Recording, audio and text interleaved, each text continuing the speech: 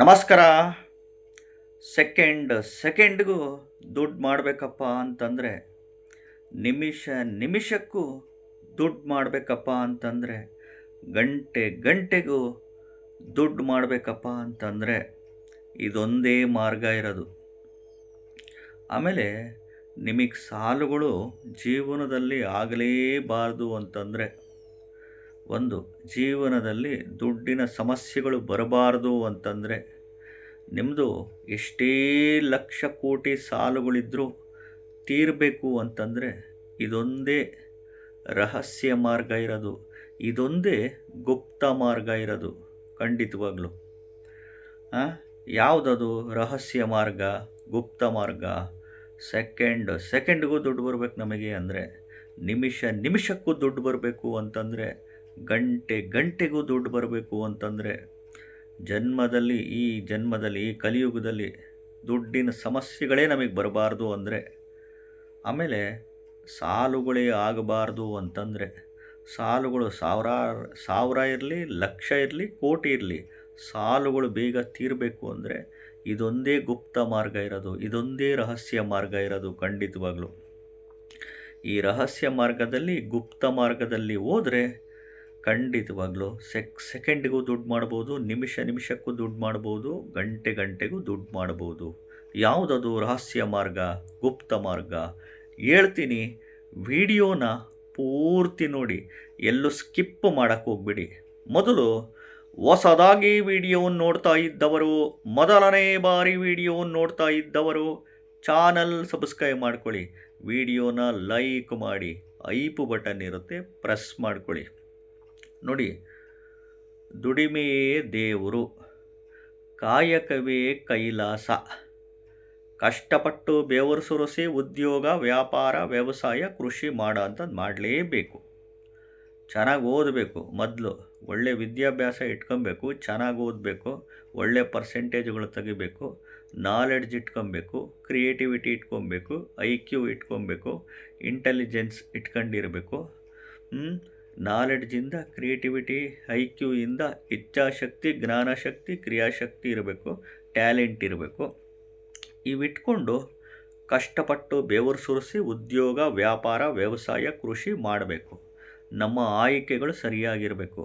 ಉದ್ಯೋಗದ ಆಯ್ಕೆ, ಯಾವ ಉದ್ಯೋಗ ಮಾಡಿದರೆ ಒಳ್ಳೆ ಸಂಬಳ ಬರುತ್ತೆ, ದುಡಿಮೆ ಬರುತ್ತೆ, ಥಿಂಕ್ ಮಾಡಬೇಕು. ಯಾವ ವ್ಯಾಪಾರ, ಬಿಸ್ನೆಸ್ಸು ಮಾಡಿದರೆ ಬೇಗ ಶ್ರೀಮಂತರಾಗ್ಬೋದು, ದುಡ್ಡು ಮಾಡ್ಬೋದು, ಚಿಂತನೆ ಮಾಡಬೇಕು.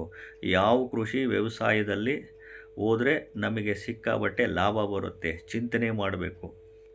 ಆಮೇಲೆ ಪ್ರೊಫೆಷನಲ್ ಜಾಬುಗಳು ಅಂತ ಇರ್ತವೆ, ಮಾಡ್ಕೊಬೇಕು. ಸ್ವಂತ ಉದ್ಯೋಗಗಳು ಮಾಡ್ಕೊಬೇಕು.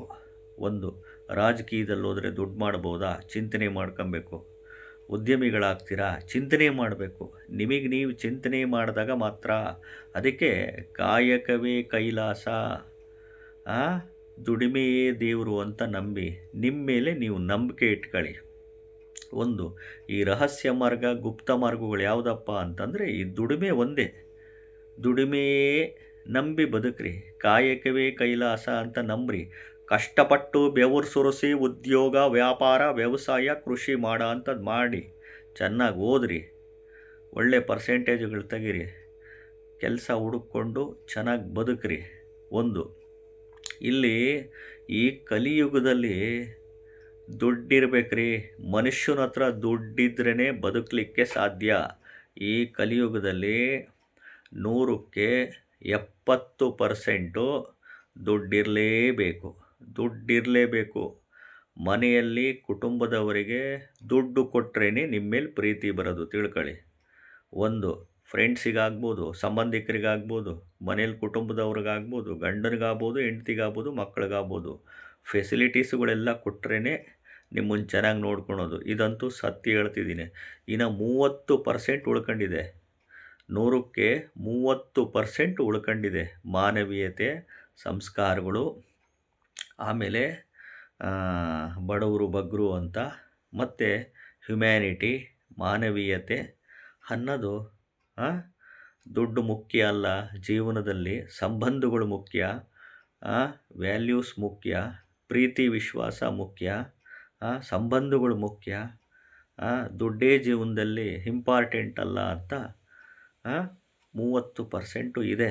ಅದಕ್ಕೆ ಮಳೆ ಬೆಳೆ ಆಗುತ್ತೆ. ಇನ್ನು 70% ಎಲ್ಲ ದುಡ್ಡು ದುಡ್ಡು ದುಡ್ಡು ದುಡ್ಡು. ನಿಮ್ಮಿಂದ ಅನುಕೂಲ ಇದ್ದರೆ, ನಿಮ್ಮಿಂದ ಬೆನಿಫಿಟ್ಸ್ ಇದ್ದರೆ ನಿಮ್ಮನ್ನು ಮಾತಾಡಿಸ್ತಾರೆ, ನಿಮ್ಮ ಫೋನ್ ಎತ್ತುತ್ತಾರೆ, ನಿಮ್ಮ ಜೊತೆ ಇರ್ತಾರೆ. ಇಲ್ಲ ಅಂದರೆ ಇರಲ್ಲ. ಇವತ್ತು 100% ಇದೆ.